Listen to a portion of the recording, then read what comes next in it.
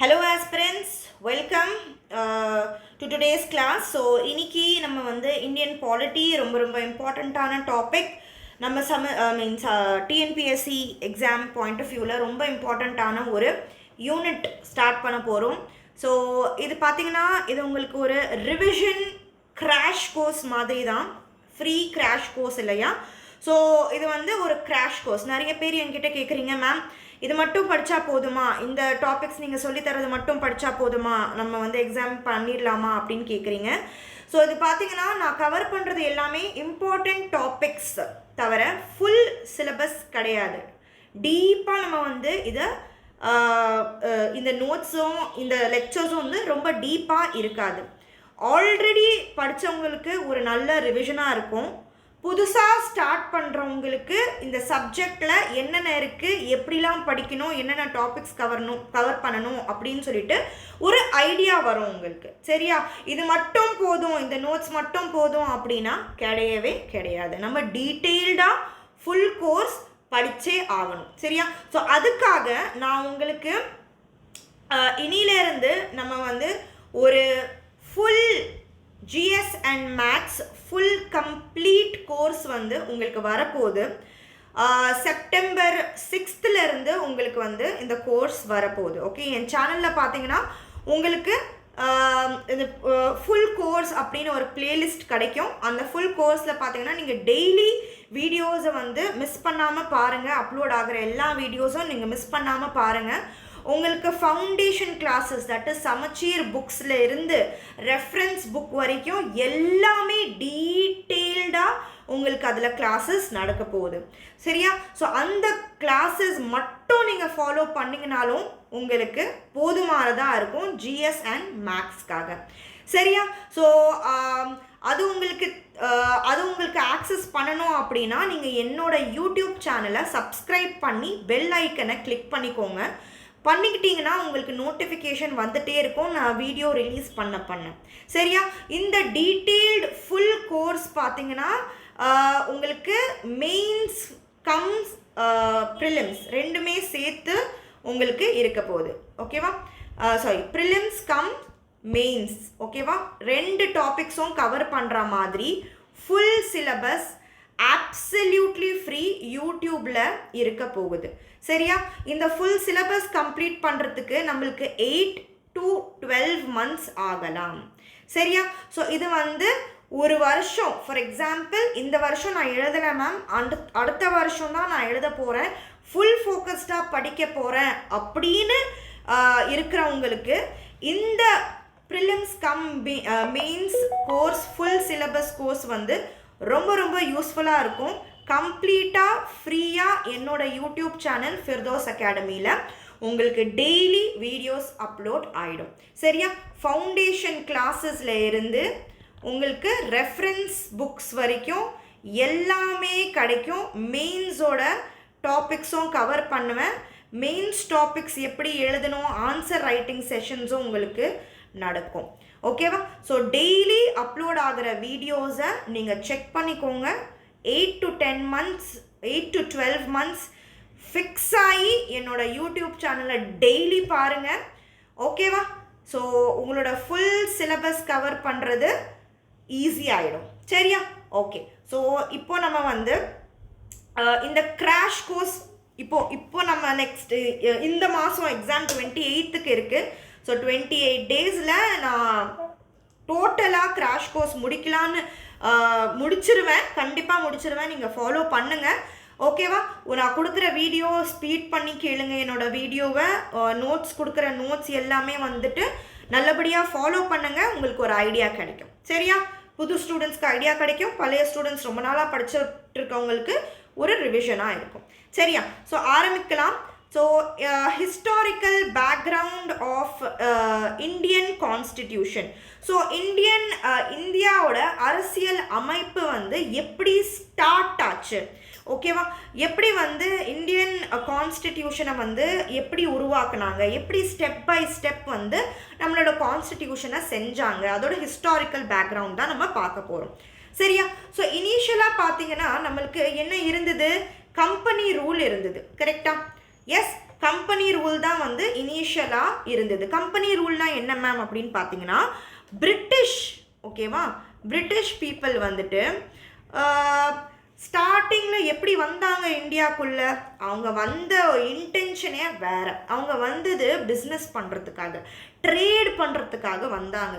வந்து நம்ம இந்தியாவை பார்த்து, நம்ம இந்தியாவில் இருக்கிற வளம் ரிச்னஸை பார்த்து, நம்ம இந்தியாவில் இருக்கிற வளங்களெல்லாம் பார்த்து வந்து நம்ம ஏன் இந்த நிலத்தை இன்னும் ஆளக்கூடாது, நம்ம ஏன் வந்து இதை நம்ம அட்மினிஸ்ட்ரேட் பண்ணக்கூடாது, இது ஏன் நம்ம கண்ட்ரோலில் வரக்கூடாது அப்படின்னு சொல்லிட்டு நினச்சி அவங்களோட ஆட்சியே வந்து இந்தியாவில் ஆரம்பித்தாங்க. ஸோ கம்பெனியாக வந்தவங்க வந்து அட்மினிஸ்ட்ரேஷன் பொசிஷனை எடுத்துக்கிட்டாங்க. சரியா? ஸோ அவங்க வந்த இன்டென்ஷனே வந்து இதுதான். ஸ்டார்டிங்கில் வந்தாங்க, பார்த்தாங்க, அதுக்கப்புறம் அப்படியே என்ன பண்ணிட்டாங்க, அட்மினிஸ்ட்ரேஷன் பண்ணுறதுக்கு வந்துட்டாங்க. சரியா? ஸோ கம்பெனி ரூல் எந்த டைமில் கம்பெனி ரூல் இருந்தது, என்ன டைம் பீரியடில் கம்பெனி ரூல் இருந்தது அப்படின்னு பார்த்தீங்கன்னா 1773 1858 வரைக்கும் என்ன இருந்தது, கம்பெனி ரூல் இருந்தது. நம்மளெல்லாம் என்ன பண்ணாங்க, அவங்க ஏமாற்றி நம்மளோட வளத்தெல்லாம் அவங்க எடுத்துக்கிட்டாங்க. சரியா? ஸோ இப்போ பார்த்தீங்கன்னா ரெகுலேட்டிங் ஆக்ட்னு ஒரு ஆக்ட் ஆரம்பித்தாங்க. எப்போ? 1771. இந்த ரெகுலேட்டிங் ஆக்ட் தான் வந்து ஃபஸ்ட்டு ஸ்டெப்பாக இருந்தது. எதுக்காக ஃபஸ்ட்டு ஸ்டெப்பாக இருந்தது இந்த ரெகுலேட்டிங் ஆக்டு? சென்ட்ரல் அட்மினிஸ்ட்ரேஷனுக்கு ஒரு ஃபஸ்ட்டு ஸ்டெப்பாக இருந்தது. எது? Regulating act of 1777. மேம் இந்த சென்ட்ரல் அட்மினிஸ்ட்ரேஷன் அப்படின்னா என்ன மேம் அப்படின்னு கேட்டிங்கன்னா, மத்திய ஆட்சியை தான் என்ன சொல்லுவோம், சென்ட்ரல் அட்மினிஸ்ட்ரேஷன் அப்படின்னு சொல்லுவோம். சரியா? ஸோ ஸ்லோவாக ட்ரேடிங் பண்ணுறதுக்கு, வர்த்தகம் பண்ணுறதுக்கு வந்தவங்க வந்து ஸ்லோவாக என்ன பண்ண ஆரம்பிச்சிட்டாங்க, நம்மளை ஆள ஆரம்பிச்சிட்டாங்க. சரியா? ஓகே. அடுத்தது பார்த்தீங்கன்னா பிட்ஸ் இந்தியா ஆக்ட் ஆஃப் 1784. ஓகேவா? ஸோ இது எல்லாமே பார்த்தீங்கன்னா லக்ஷ்மிகாந்த் என்ற பாலிட்டி புக்கில் இருந்து எடுத்த க்ரக்ஸு. சரியா? இதெல்லாம் வந்து ஒவ்வொரு லைனரும் க்ரக்ஸ் பண்ணி அதோட எசன்ஸ், அதோட இம்பார்ட்டன்ட் பாயிண்ட் மட்டும்தான் வந்து நான் டெலிவர் பண்ணுறேன். சரியா? பிட்ஸ் இந்தியா ஆக்ட் 1978 என்ன நடந்தது, பிட்ஸ் இந்தியா ஆக்ட் ஆஃப் 1978 இருக்கிற இம்பார்ட்டன்ட் ஃபீச்சர்ஸ் என்ன அப்படின்னு பார்த்தீங்கன்னா, டியூவல் கண்ட்ரோல் வந்து இந்த பிட்ஸ் இந்தியா ஆக்ட் ஆஃப் 1784 வந்து கொண்டு வந்தாங்க. இந்த டுவல் கண்ட்ரோல் அப்படின்னா என்னன்னா, 2 குழுக்கள் இருந்தாங்க, 2 கமிட்டி இருந்தாங்க. ஓகேவா? Excuse me. 2 கமிட்டி இருந்தாங்க.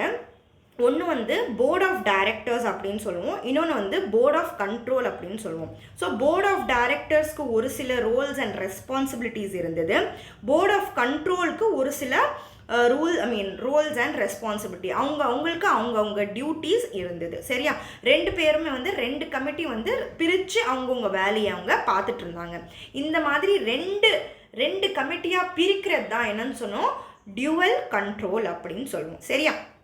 ஸோ இந்த பிரிட்டிஷ்காரங்க செஞ்ச எல்லாத்தையும் வந்துட்டு நம்ம வந்து அவங்க பண்ண ஒவ்வொரு ஆக்டில் கொண்டு வந்த ஃபீச்சர்ஸ் எல்லாமே நம்ம என்ன பண்ண ஆரம்பிச்சிட்டோம், நம்ம கான்ஸ்டியூஷனுக்குள்ளேயும் நம்ம வந்து இந்த ஃபீச்சர்ஸை அடாப்ட் பண்ண ஆரம்பிச்சிட்டோம். இந்த மாதிரி ரெண்டு பவராக பிரிக்கிறது நம்ம இந்தியன் கான்ஸ்டியூஷன்லேயும் இந்தியன் அரசியல் அமைப்பிலையும் என்ன இருக்குது, 2 பவராக நம்ம பிரிக்கிறோம். ஓகேவா? சென்ட்ரல் பவர், ஸ்டேட் பவர் அப்படின்னு சொல்லி நம்ம பிரிக்கிறோம் இல்லையா? இந்த ஐடியாலாம் வரத்துக்கு பேஸ் என்னவா இருந்தது, இங்கே பிரிட்டிஷ்காரங்க செஞ்ச இந்த ஐடியாஸ் தான் நம்மளும் எடுத்துக்கிட்டோம் அப்படின்னு சொல்கிறோம். சரியா? ஸோ நிறைய சார்ட்டர் ஆக்ட்ஸ் வந்தது. அதில் பார்த்தீங்கன்னா charter act of 1833 and charter act of 1853 பார்த்தீங்கன்னா என்னென்ன ஃபீச்சர்ஸ் வந்துச்சு அப்படின்னு பார்த்தீங்கன்னா, சென்ட்ரலைஸ்ட் அட்மினிஸ்ட்ரேஷன், தட் இஸ் மத்திய ஆட்சி வந்து ரொம்ப ஸ்ட்ராங் ஆகிடுச்சு. ஓகேவா? அது இல்லாமல் 1853 வந்த சார்ட்டர் ஆக்டில் தான் open competition in civil services. இப்போ நீங்கள் எழுதுறீங்க இல்லையா, இது என்ன சர்வீஸ் எக்ஸாம், இது சர்வீசஸ் எக்ஸாம் தானே, பப்ளிக் சர்வீஸ் கமிஷன் எக்ஸாம் தானே இது. ஸோ இதெல்லாம் வந்து எப்போ எந்த சார்ட்டர் ஆக்டில் கொண்டு வந்தாங்க? 1853ல் கொண்டு வந்தாங்க. இந்த வருஷம், இந்த சார்ட்டர் ஆக்ட் இதெல்லாம் ரொம்ப ரொம்ப இம்பார்ட்டன்ட். இந்த சார்ட்டர் ஆக்டில் என்ன கொண்டு வந்தாங்க, எந்த வருஷத்தில் கொண்டு வந்தாங்க, ஸோ இது வந்து ரொம்ப இம்பார்ட்டன்ட். நீங்கள் வந்து வருஷமும் ஞாபகம் வச்சுருக்கணும், எந்த ஆக்டும் ஞாபகம் வச்சுருக்கணும், என்ன கொண்டு வந்தாங்கன்னு சொல்லி கூட ஞாபகம் வச்சுருக்கணும். சரியா? அடுத்தது government of India act of 1858. சரியா? இது வந்து ரொம்ப இம்பார்ட்டண்ட்டான ஒரு ஆக்ட். சரியா? So government of India act of 1858 தான் என்ன நடந்தது? இந்த பிக்காலி பசங்க இருக்கலாங்களே, இந்த பிரிட்டிஷ், அவங்களோட கம்பெனி ரூல் வந்து எண்ட் ஆச்சு. சரியா? ஸோ அவங்க பண்ணுறதுலாம் நம்ம பார்த்தோன்னா நம்மளுக்கு வந்து கோபமாக வந்துட்டுருக்கோம். ஒரு சில விஷயம் வந்து என்ன சொல்கிறது, நம்மளுக்கு பண்ணுற மாதிரி பண்ணி அவங்க தான் அதோட பெனிஃபிட்ஸ்லாம் எடுத்துக்கிட்டாங்க. சரியா? Okay. So government of India act of 1858 வந்து யாரோட ரூல் எண்ட் ஆச்சு? இந்த கம்பெனி வந்தாங்க இல்லையா, ட்ரேட் பண்ணுற மாதிரி, வர்த்தகம் பண்ணுற மாதிரி வந்த கம்பெனி அவங்களோட அட்மினிஸ்ட்ரேஷனை ஸ்டாப் பண்ணிட்டாங்க. ஸ்டாப் பண்ணி அவங்க போகல, அவங்க என்ன பண்ணிட்டாங்க, இந்த பிரிட்டிஷ் க்ரௌன் இருக்குது பார்த்தீங்களா, பிரின்ஸ், க்ரௌன், கிங்கு, மன்னராட்சி தானே இருந்துச்சு அப்போது. ஸோ பிரிட்டிஷ் மன்னர் என்ன செஞ்சாங்கன்னா, நிறுத்து, நீ வந்து இந்தியாவை வந்து அட்மினிஸ்டர் பண்ண வேண்டாம். ஏன் இந்த மாதிரியான ஒரு டிசிஷன் எடுத்தாங்க அப்படின்னு பார்த்தீங்கன்னா, இந்த கம்பெனி இருக்கு இல்லையா, பிஸ்னஸ் பண்ணுறேன்னு சொல்லி எக்கச்சக்கமாக சம்பாதிச்சுட்டு இருந்துச்சு. அது வந்து இந்த பிரிட்டிஷ் மன்னரால் அது தாங்க முடியல. இவன் ட்ரேடிங் பண்ணுறேன்னு சொல்லி போயிட்டு நல்லா சம்பாதிக்கிறான், நம்மளையே மிஞ்சிருவான் போலையே அப்படின்னு சொல்லிட்டு அவன் என்ன பண்ணா, நீ நிறுத்துடா, நீ எந்த அட்மினிஸ்ட்ரேஷனும் பண்ண தேவையில்ல, நானே பார்த்துக்கிறேன், நீ வந்து உங்க உட்காரு அப்படின்னு சொல்லிட்டான். ஓகேவா? ஸோ பிரிட்டிஷ் க்ரௌன் என்ன பண்ண ஆரம்பிச்சிட்டான், பிரிட்டிஷ் மன்னராட்சி வந்து இந்தியாவை ஆள ஆரம்பிச்சிட்டான். இப்படி தான் வந்து அவங்க வந்து பிரிட்டிஷோட மன்னராட்சி வந்து வந்தது இந்தியாவுக்குள்ள. சரியா?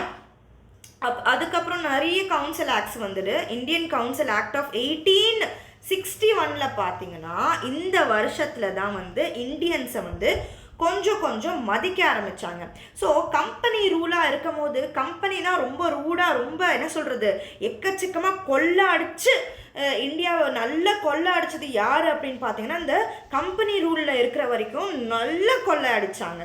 அதுக்கப்புறமா வந்து மன்னராட்சி எப்போ வந்ததும் அவங்களும் வந்து ரொம்ப ஒழுங்குலாம் கிடையாது. மன்னராட்சிக்கு அப்புறம் வந்து என்ன ஆயிடுச்சுன்னா, அவங்களோட பவர் கொஞ்சம் கம்மியாயிட்டே போயிடுச்சு. ஓகேவா? ஸோ மன்னர் ஆட்சிக்கு அப்புறம் அந்த இந்தியன் கவுன்சில் ஆக்ட் ஆஃப் 1861 என்ன பண்ணாங்கன்னா, இந்தியன்ஸையும் வந்து சட்டம்லாம் செய்கிறதுக்காக, சட்டம்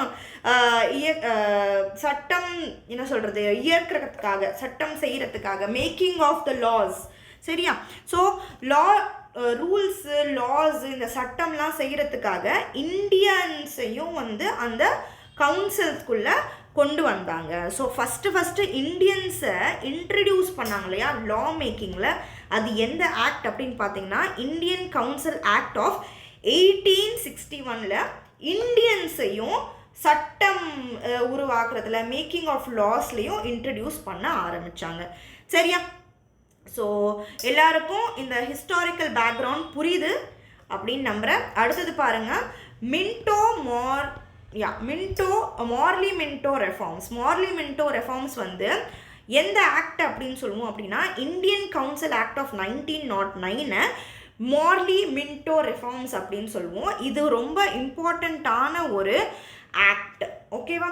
ஏன் அப்படின்னு பார்த்தீங்கன்னா, முஸ்லிம்ஸ்க்கு ஒரு தனியான எலக்டோரேட் சிஸ்டமை கொண்டு வந்தது இந்த ஆக்ட் தான். சரியா?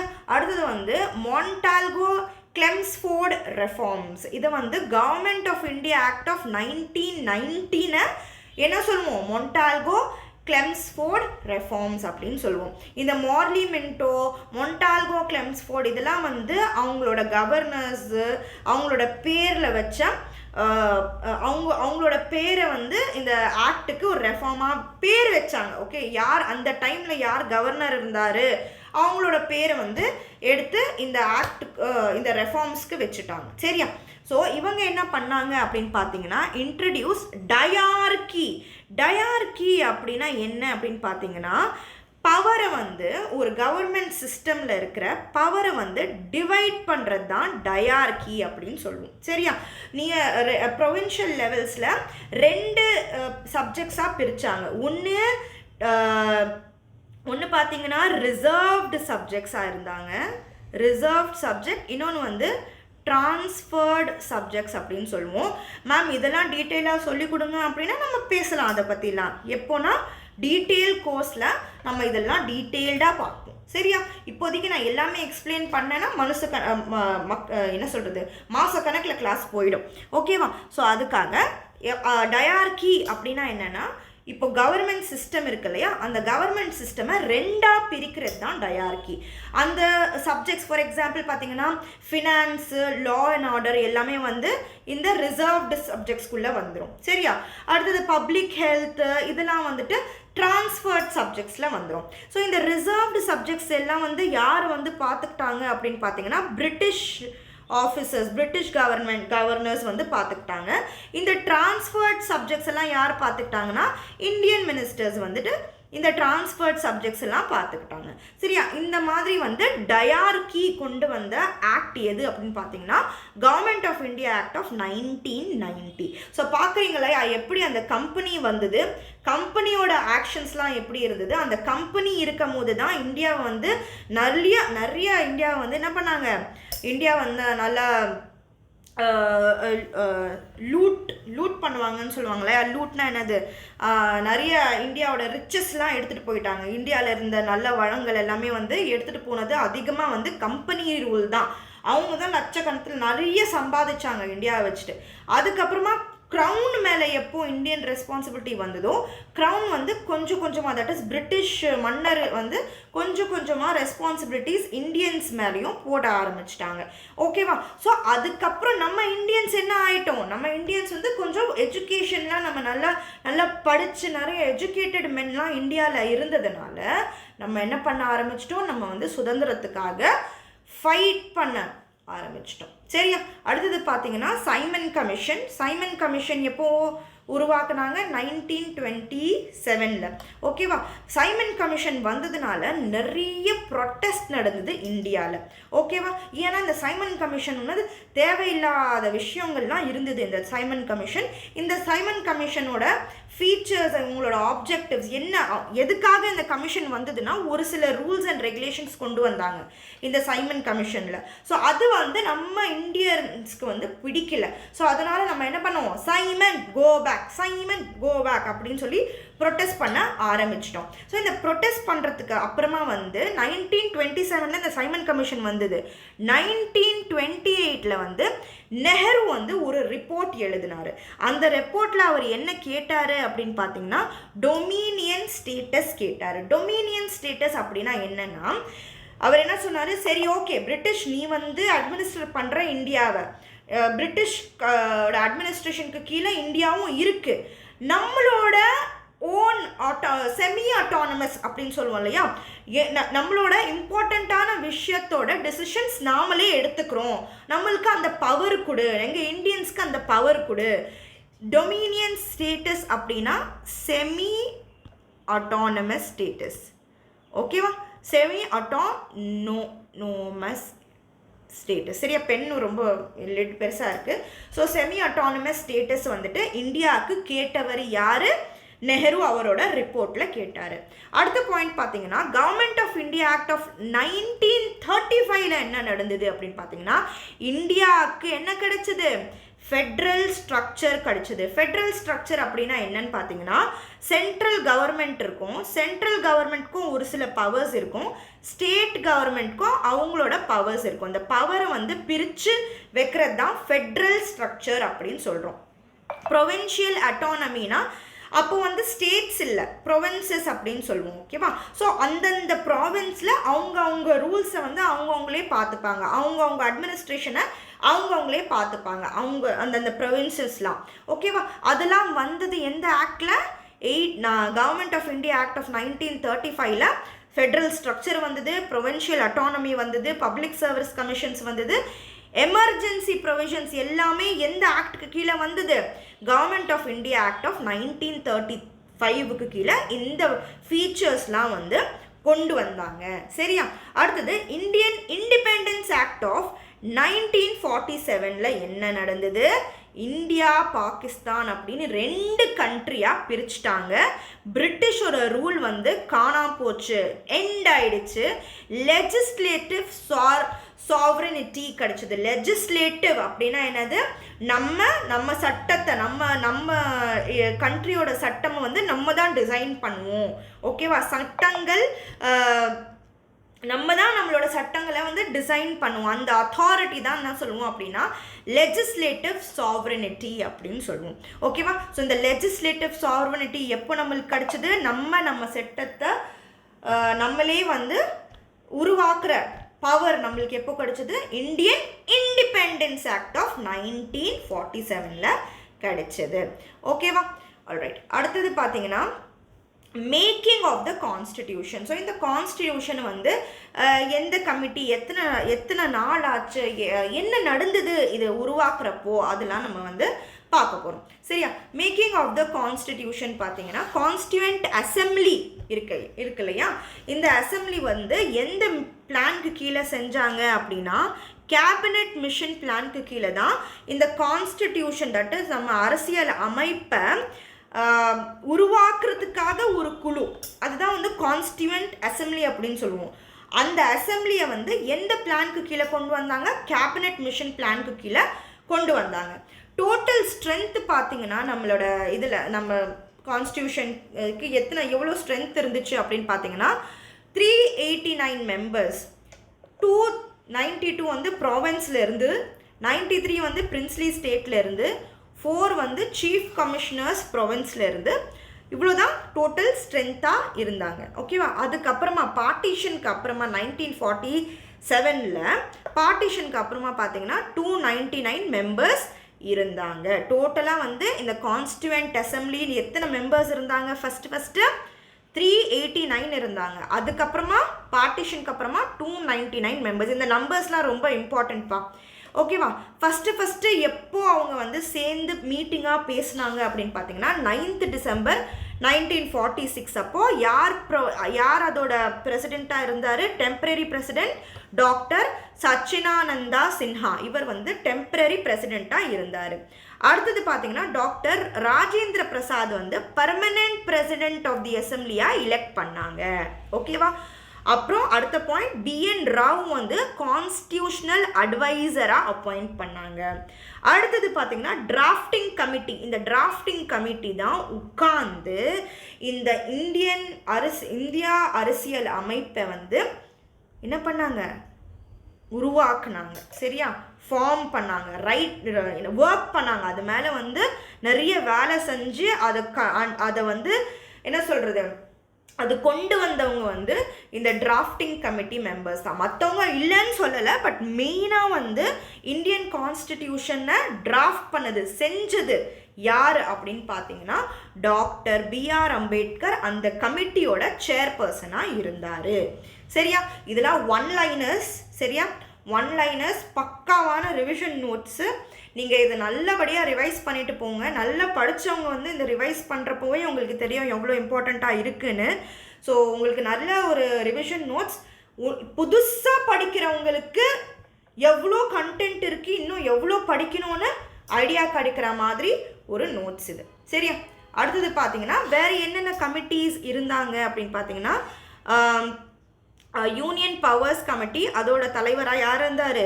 Jawaharlal Nehru. Provincial constitution committee Sardar Patel. Advisory committee on fundamental rights and minorities, அதுவும் வந்து சர்தார் பட்டேலில் தான் இருந்தார். ஓகேவா? அடுத்த பாயிண்ட் பார்த்தீங்கன்னா objective resolution moved by Nehru. So இந்த ஆப்ஜெக்டிவ் ரெசல்யூஷன் அப்படின்னா என்னென்னா, நம்ம எதுக்காக இந்த அரசியல் அமைப்பை வந்து செய்கிறோம்? ஓகேவா? எதுக்காக நம்ம இந்த அரசியல் அமைப்பை வந்து கொண்டு வந்திருக்கோம், அதோட நோக்கங்கள்லாம் வந்துட்டு ஒரு ரெசல்யூஷனாக எழுதினார். யார்? நெஹ்ரு. கொண்டு வந்த டைம் என்ன? 13 டிசம்பர் 1946 அப்போ கொண்டு வந்தார். இவர் வந்து இந்த ஆப்ஜெக்டிவ் ரெசல்யூஷன், இவர் கொண்டு வந்த ஆப்ஜெக்டிவ் ரெசல்யூஷன் தான் அப்புறமா என்னவா மாறிடுச்சு? கான்ஸ்டிடியூஷனோட ப்ரியாம்பலாக மாறிடுச்சு, முன்னுரையாக மாறிடுச்சு. சரியா? ஸோ டிராஃப்ட் கான்ஸ்டிடியூஷன் யார் ப்ரிப்பேர் பண்ணாங்க? நான் இப்போ தான் சொன்னேன், டிராஃப்டிங் கமிட்டி தான் ப்ரிப்பேர் பண்ணாங்க. அவங்க சப்மிட் பண்ண நாள் எப்போ அப்படின்னு பார்த்தீங்கன்னா 4th November 1947.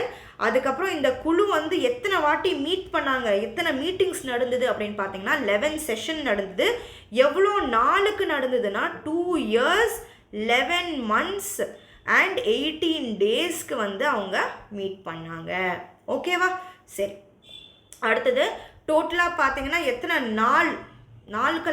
நாள் கணக்கில் பார்த்தோம் அப்படின்னா நம்ம எத்தனை நாள் அவங்க உட்காந்துருக்காங்க? 165 days உட்காந்துருக்காங்க. கான்ஸ்டியூஷன் அசம்பிளி செய்கிறதுக்கு எவ்வளோ செலவாயிருக்கு? 64 lakhs செலவாயிருக்கு. கான்ஸ்டியூஷன் வந்து எப்போ ஏற்றுக்குனாங்க, அடாப்ட் எப்போ பண்ணாங்க அப்படின்னு பார்த்தீங்கன்னா 26 November 1949 அப்போ அடாப்ட் பண்ணாங்க. It came in to force, that is எப்போ அது மேலே அது என்ன சொல்கிறது, அடாப்ட் பண்ணுறது என்னது ஏற்றுக்கிறது, என்ஃபோர்ஸ் பண்ணுறதுனா அது மேல் அதுக்கேற்ற மாதிரி நடக்கிறது. ஓகேவா? அதை வந்து செயல்முறையில் கொண்டு வரது. ஓகேவா? ஸோ எப்போ கொண்டு வந்தாங்க? 26 January 1950 அப்போ கொண்டு வந்தாங்க.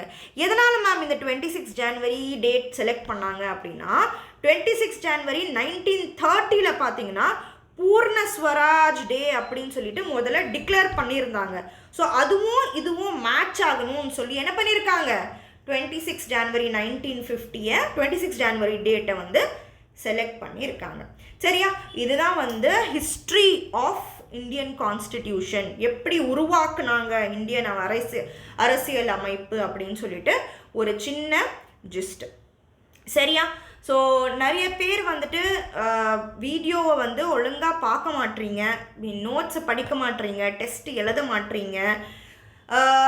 நம்ம வந்து ஏதாவது ஒரு விஷயம் யோசிச்சிருக்கோம், ஒரு கோல் வச்சுருக்கோம் அப்படின்னா அந்த கோல் மேலே நம்ம ஒர்க் பண்ணல அப்படின்னா நம்மளுக்கு அந்த கோல் கிடைக்காது. ஈஸி வாழ்க்கையில் நம்மளுக்கு என்ன வேணும்னாலும் நம்ம அதுக்காக நம்ம ஒர்க் பண்ணணும்.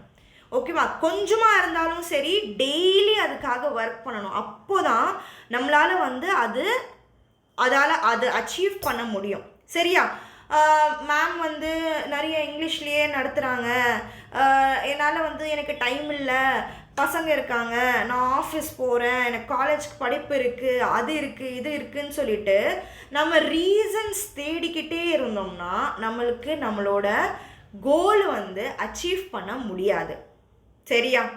ஸோ என்னென்ன தடைகள் வந்தாலும், எந்த தடை வந்தாலும் அது ஓவர் கம் பண்ணி டெய்லி உங்கள் வேலையை நீங்கள் படிக்கணும் அப்படின்னு நினச்சிட்டு டெய்லி படிச்சுட்டே இருந்தீங்கன்னா கண்டிப்பாக உங்களால் ஒரு கவர்மெண்ட் ஜாபை வாங்க முடியும். கண்டிப்பாக வாங்க முடியும். நீங்கள் எனக்கு இந்த வேலை இருக்குது, அந்த வேலை இருக்குது அப்படின்னு சொல்லிட்டு நீங்கள் விட்டீங்கன்னா உங்களால் அதை கேட்சப் பண்ண முடியாது. சரியா? கன்சிஸ்டன்சி வந்து தட் இஸ் டெய்லி டிசிப்ளினாக பண்ணுறது ரொம்ப ரொம்ப என்ன சொல்கிறது, கஷ்டமான விஷயம் கிடையாது. பட் அது ரொம்ப ரொம்ப இம்பார்ட்டண்ட்டான ஒரு விஷயம். இப்போ நீங்கள் 10 நாள் படிக்கிறீங்கன்னு வச்சுக்கோங்க, 11வது நாள் 11th day நீங்கள் படிக்கலை அப்படின்னா அந்த 11th day வந்து 21st டேயாக எப்போ மாறும்னே தெரியாது.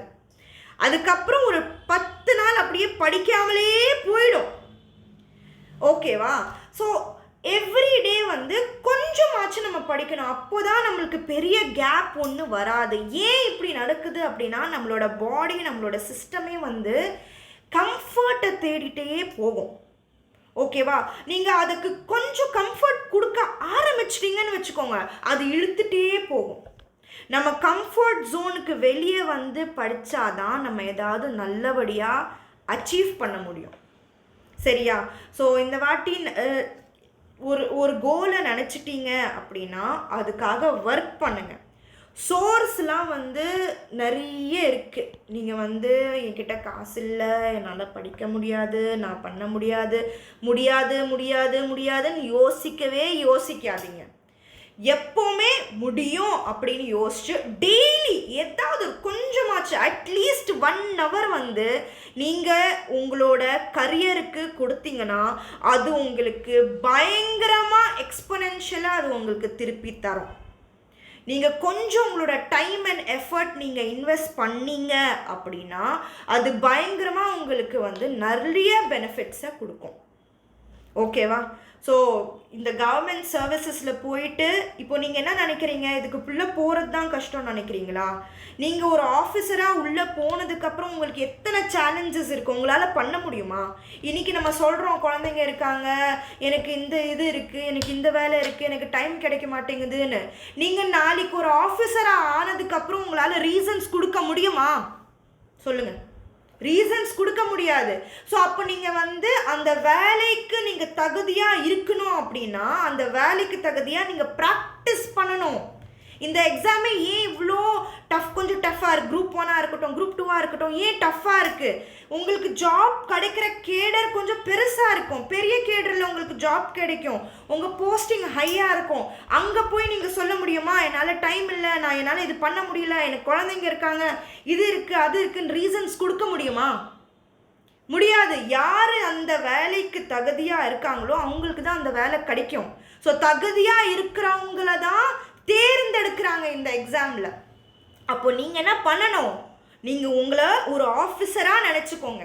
குரூப் 1 எக்ஸாமுக்கு ப்ரிப்பேர் பண்ணுறவங்களாம் என்ன நினச்சிக்கணும், நான் ஒரு டிஎஸ்பி, நான் ஒரு டிசி அப்படின்னு நினச்சிட்டு படிங்க.